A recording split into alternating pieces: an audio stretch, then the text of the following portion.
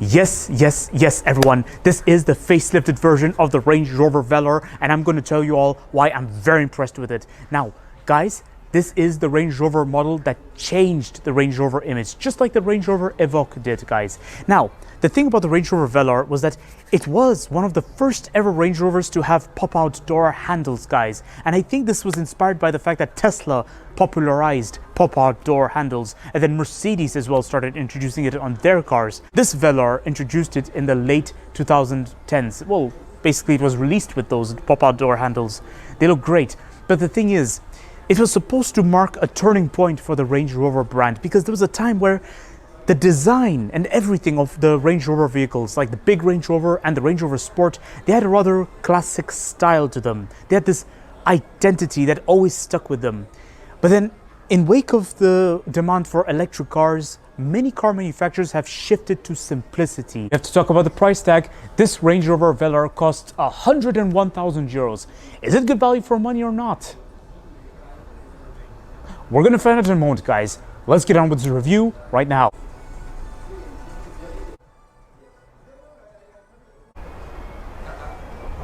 So I would like to start by talking about the exterior design. Now, it has remained largely similar to the pre-facelift version, except the lighting.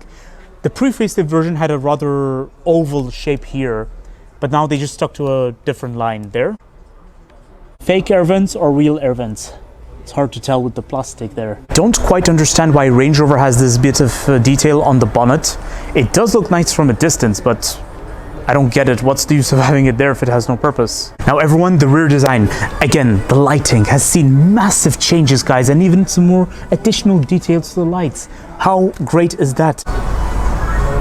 Now you will all be glad to know that this Range Rover Velar is a hybrid petrol engine, guys. And another great news, this is a 2-liter engine that produces 404 horsepower, 300 horsepower from the engine itself, and another additional 100 horsepower from the electric motor. How amazing is that? So, because it's hybrid, it's a very good impact for when you want to buy it under your company name, guys. Now guys, all 4 doors are pop-out door handles. Now all 4 doors have pop-out door handles with keyless entry to them. Blind spot monitoring. The door handle can be a bit fragile, guys. Guys, you will be disappointed to learn there is no soft close for a price of 101,000 euros.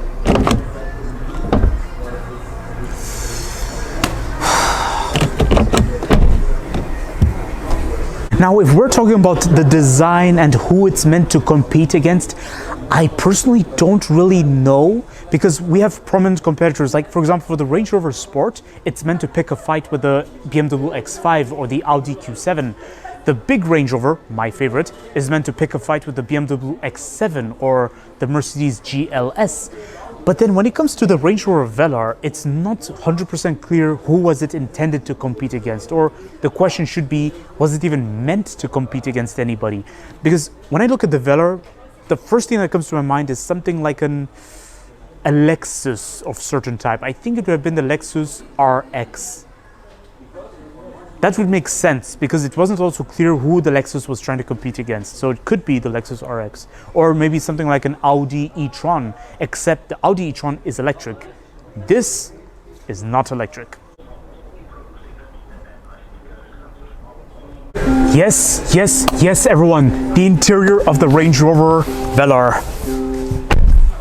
Ooh, Range Rover Velar interior, the part which I was really much looking forward to. You know why? Because the interior is where the changes are very prominent. Tablets. Everyone has just gone down to touchscreen. So essentially, Range Rover has just got rid of all the buttons and moved everything into the infotainment system. So similar to what most car manufacturers have done, like Volvo and Tesla. Well, Tesla did start this concept, and Volvo with the Sensus infotainment system moved everything. Now, I do question this sort of concept because of reliability reasons. I'm not talking about Range Rover reliability. I'm talking about across the automotive industry. But then, on the other hand, there is promise, all right? So let's concentrate on what's in here. Now, the concept is really nice. Simplicity, which boasts something, guys. Really good. So everything is at my reach, but already I noticed one problem. The only problem is this center area is too close to me and the door is miles away from me. I call this the food truck effect. So food truck effect is when the door is miles away from your driver's seat. I don't like this concept, and I noticed the same problem with the Range Rover Sport, but the Range Rover was excellent for some reason. I loved it. Okay, so everything's good. Nothing, no nonsense. Wow, this is solid. This is well built. Now you all will be glad to know that both front seats have electric seating adjustments with lumbar support. Wonderful.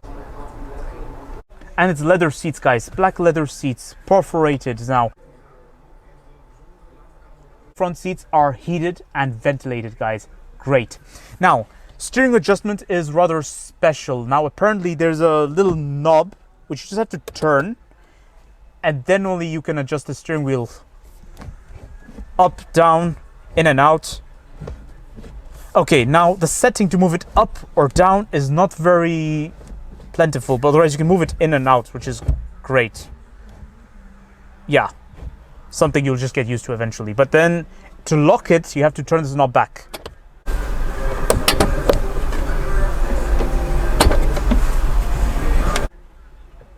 Be careful not to forget to do that, because this is a unique concept. Usually everyone has a lever which you have to pull down, then you can adjust the steering wheel, but Range Rover does it with a knob. I think that was the innovative part about this Velar. Now for this interior, nothing going on over here except this gear stick right in the middle. That's very interesting. It's quite lonely. Usually brands would put a button or some detail right here, or an additional storage space, but Range Rover decides it's okay to just leave the gear stick alone in the middle. Here, water bottle. Now the cup holders are rather deep, so it holds the bottle in place. It's good, yeah, pretty decent.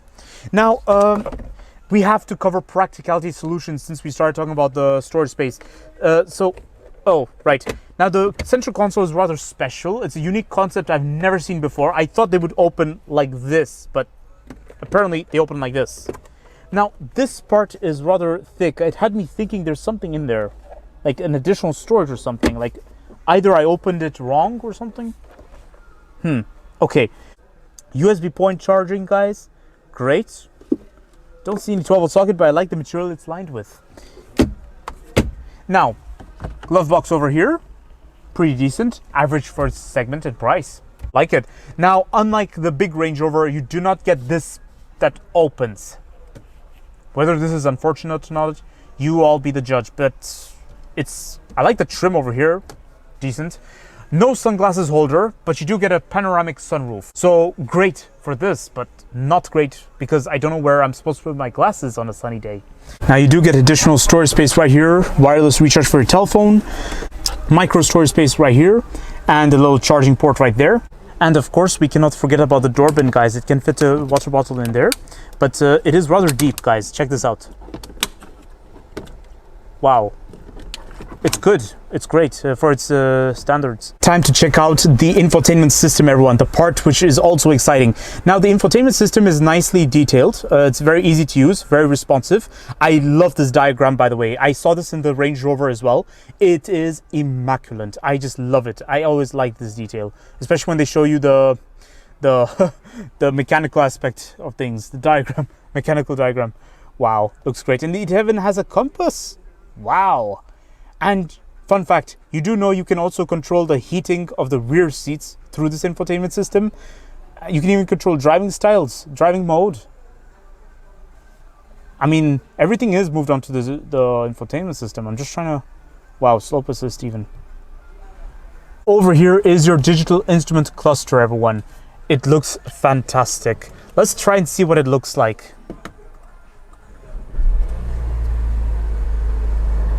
Ah, wonderful. Looks great. So, you can scroll to the menu using the buttons on the steering wheel, guys. Looks great. Let's just turn it off.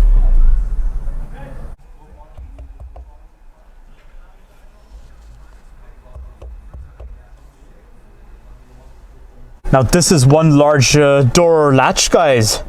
Wow. Anyways, and this is the handle to pull the door closed. Now, if you want me to be honest, I'm not a fan of this kind of concept. And there's no comfort feature inside or any lining, so it's just exposed plastic, everyone. Whilst exploring the interior of this Range Rover Velar, I also noticed some problems, and the first problem I'd like to remark is most competitors would have a lot going on in this area, even if simplicity was key. But Range Rover has decided to play it simple, and this is great, but I feel like it did backfire to some extent, because look at what's going on over here, guys. They kept the gear knob right at the center. Wouldn't it be more interesting if they kept it on this side and maybe have additional storage space right here? Because why not? I mean, additional storage space is great, no? Because look at this. You get two cup holders which are exposed and they have no cover on them. So on one hand, they wanted to play simple, but on the other hand, they are okay with exposed cup holders. So I sense a bit of contradiction going on. Now, I seriously hope this is a one-off, but I'm under the impression that the trim over here is not aligned properly. The piano black trims, guys. Of course, everyone, now it's time to explore the rear seat of the Range Rover Velar. Yes. Alrighty, so handle right here to help myself get in. Oh, time to get me... Oh, wow. They hold my bottle in place. Great. Oh my goodness. It's really adjustable in there. That's great. Backseat pockets, guys, and a nice door bin. That's perfect. Well, not the best, but it is great for its segment. But first of all, I just would like to praise the legroom I have. So the seating adjustment of the driver and the front passenger does not really matter because they are elevated. The railings are on the side. So my legs, my feet in particular, goes right underneath the driver's seat. Great. Knee room is great, although it can depend on the driver's seating adjustment and the passenger seating adjustment. And watch out that in this area, on the side, it's a bit firm, but it doesn't really matter. Anyways, headrest, guys. So let me just adjust it. Headrest is a bit firm, but headroom plentiful, as expected, guys. Oh, charging port down there. It's great. I like it. Now there's no under thigh support here, and also it feels like I'm sitting on a bench. See what the middle seat is like. All right. Oh, yeah, already to get to the middle seat, it will be a bit of a struggle. Because, see, the thing is, there's a massive elevation in the middle, guys. You just have to watch out for that. And be careful your feet does not make contact with whatever goes on down there, because you do not want to damage them in long terms. Anyways. So sitting on the middle seat, it's rather firm. You just have to keep your legs apart.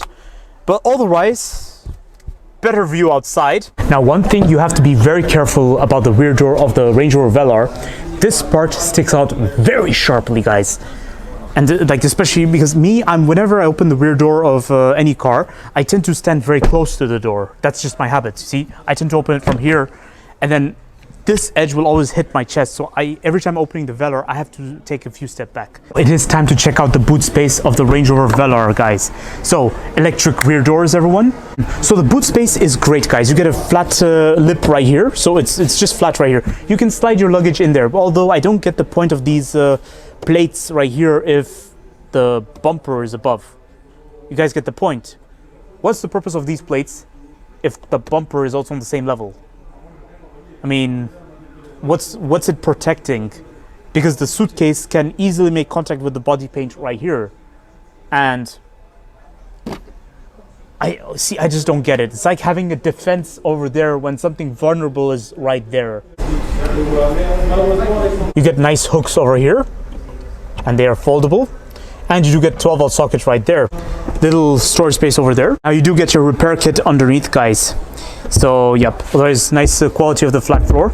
Now, guys, you'll be glad to know that this is one of the deepest floor space I've ever seen for a Range Rover. Check this out. So, you get quite a lengthy space of 1 meter and 2 centimeters, guys. Now, this is apparently almost, give or take, 5 centimeters more than what you get in the Range Rover Sport. But then the Range Rover Velar has one big disadvantage. Unfortunately, this coupe style design, this design right here, this means that there's not enough volume above, guys. So you can store something flat, but if it's standing, there's not enough space, guys. The space between the ceiling and the floor is not very much, guys. You get only 67 centimeters. And when moving houses or when moving furniture in the back, just be sure to have your seatbelt in this position, fold the seats down, and you can have an almost flat floor space. Although I say almost, there's still a ridge right here, but this time it's all the way around. The passenger seat goes downwards more than the floor itself. Whether this is problematic or not, you all be the judge, but it's as good as it has to be. Otherwise, on the bright side, the seat belt stays on the side, guys, so you don't have to worry about it getting stuck in between the seats. Check this out.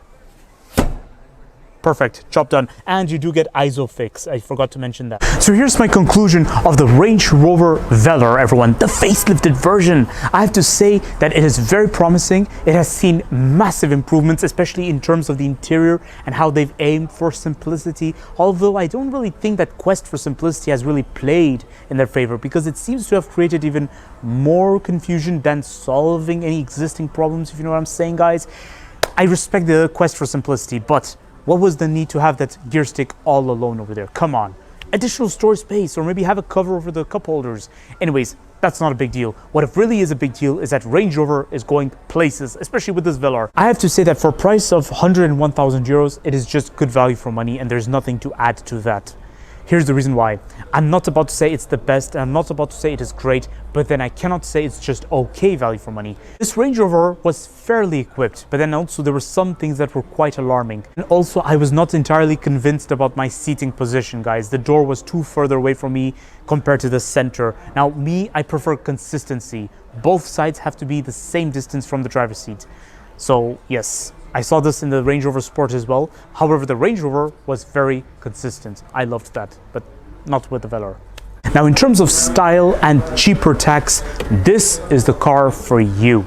But if you're looking at value for money, especially at the price of 101,000 euros, I would turn my eyes straight to the Range Rover Sport. Wait, I have my opinion to express. I love this Range Rover Velar, guys.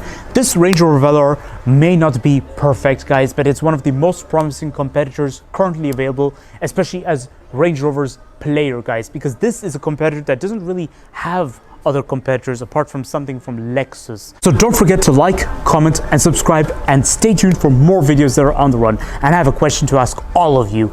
Do you all like this Range Rover Velar, or do you prefer the Range Rover Sport for its price tag? Let me know in the comments what you all think, because I know what my choice already is, but I want to know all of your opinions. I'll see you all next time.